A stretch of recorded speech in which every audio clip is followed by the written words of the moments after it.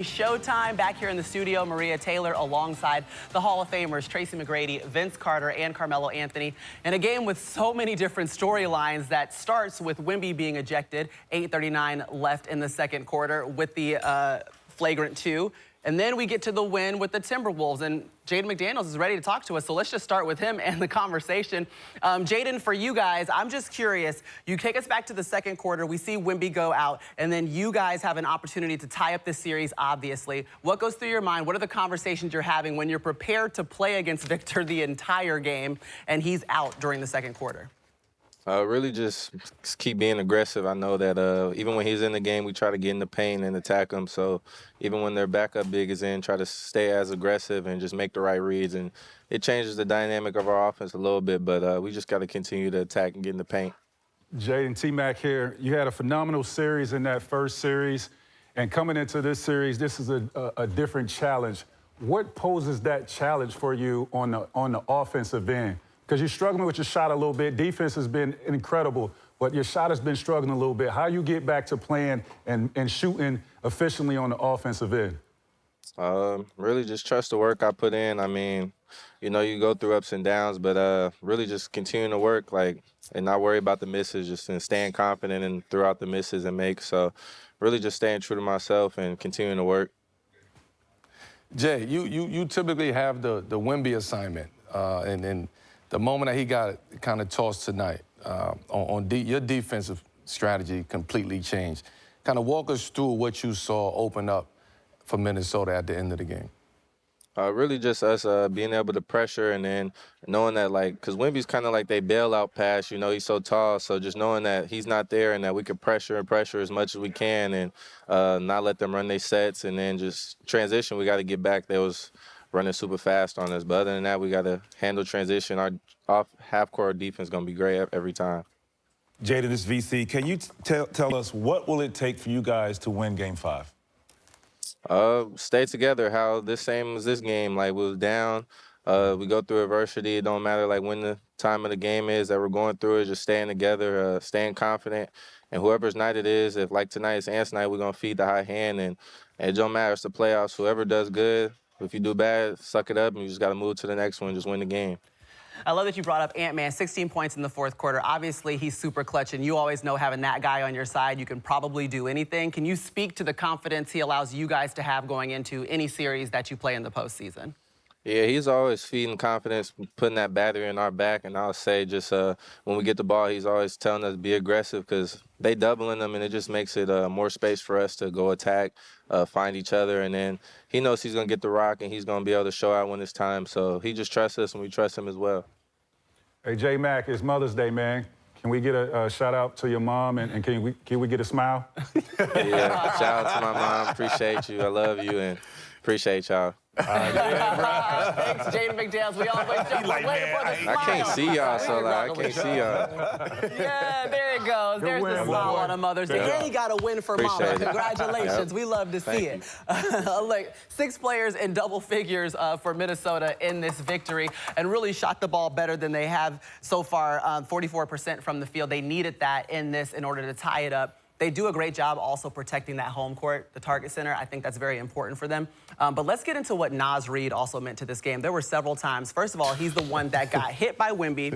We saw him get hit maybe twice in the head. We saw him go down with the ankle, but every time he got up, and it was necessary for him to get up, VC, because they needed him down the stretch. Yeah, when he got back in the game, he had the big drive on Cornette for the layup. He had the big offensive rebound. So that's just understanding how important you are to the team and what is needed regardless of your injury. Yes, most guys are hurt in the postseason, but at the same time, if you still can go out there, and he did that. He got beat up the Diet Coke. Yeah, he finger rolled him. He finger rolled him into the rim. Yeah, he took a beating tonight, but at the same time, he showed up for the team. Yeah, he has that ability. I was pleased with how he played at the end of this game.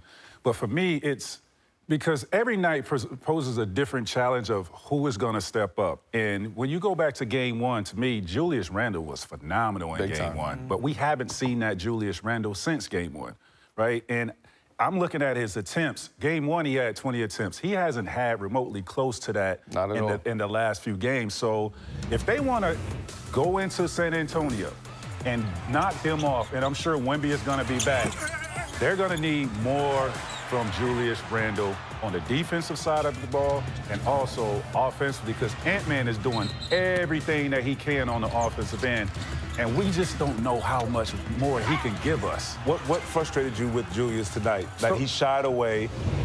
I think he had the advantage in the post. If he runs down in transition, get an early post up, things like that. I think that's one of the things that it sounded like you were frustrated with, but I think that's, if there's no Wemby, his ability to score in the paint gives them the advantage, and it opens up open shots because he's a great passer. And I think probably on average, Wemby probably maybe sits down 10 or 11 minutes. I think Minnesota has to take advantage of those minutes while he's sitting on the bench. But for me, with Julius Randle, because he's so big and strong and very talented, I wouldn't be lazy in transition. When we get in that rebound, I'm sprinting, getting ahead of everybody, right? Because that gives me an opportunity to score before their defense is set up. When their defense is set up and Wemby is back there, you're not really getting too many opportunities 15 feet and in, because he's covering all that ground. So for me, especially when Wemby is out. When, Wemby was out, and Julius, for him to get those early post-ups that you recommended, he has to sprint the court. He got to run the court. You mentioned that a couple of times watching the game. Like, why is he at half court when the offense is already ahead of him? If he can switch that and get them early post-ups in transition, get 6 to 8 points early offense, that opens it up for him everywhere. Bro. Absolutely. Well, that's something that's left on the table, and they still walk away with the win. Obviously, this game is going to look completely different when Wemby's able to play more than 12 minutes and 29 seconds. That's all he was able to put in for this one.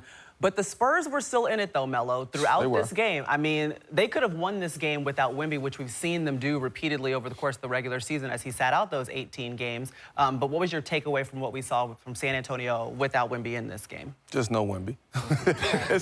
No, honestly, it's when you start the game with Wemby, and then you end the game without Wemby, and something, obviously something happened and Wemby got ejected, but it's a different game plan now. We got to switch it up. And we on the road, too. So Minnesota kept their foot on the gas and kept his foot on the gas. Dylan Harper was amazing tonight, 8 for 11, 24 points. Stephon Castle, I thought De'Aaron Fox kind of went cold, last 5-6 minutes in that fourth quarter kind of hurt them a little bit. But when you talk about Dylan Harper and what he's bringing off the bench, that energy. You talking about getting downhill. He's an attack downhill. He's going north and south. So that allows Stephon Castle to be a lot more aggressive in his role on the team, offensively, also defensively too, because now he can gamble more. He can get in the passing lanes. He can be a little bit more aggressive on the ball. So I think Dylan Harper, his imprint on this game today, even though they didn't win the basketball game, it's a good sign for them going into Game 5. Yeah, well, listen, this is the second time that ultimately the Spurs have had to play without Wemby for extended time in one game. Remember, against Portland, went down with that concussion that happened in the second quarter, and obviously the ejection in the second quarter of this game. Let's hear from their head coach, Mitch Johnson, who's stepping up to the podium to address the media.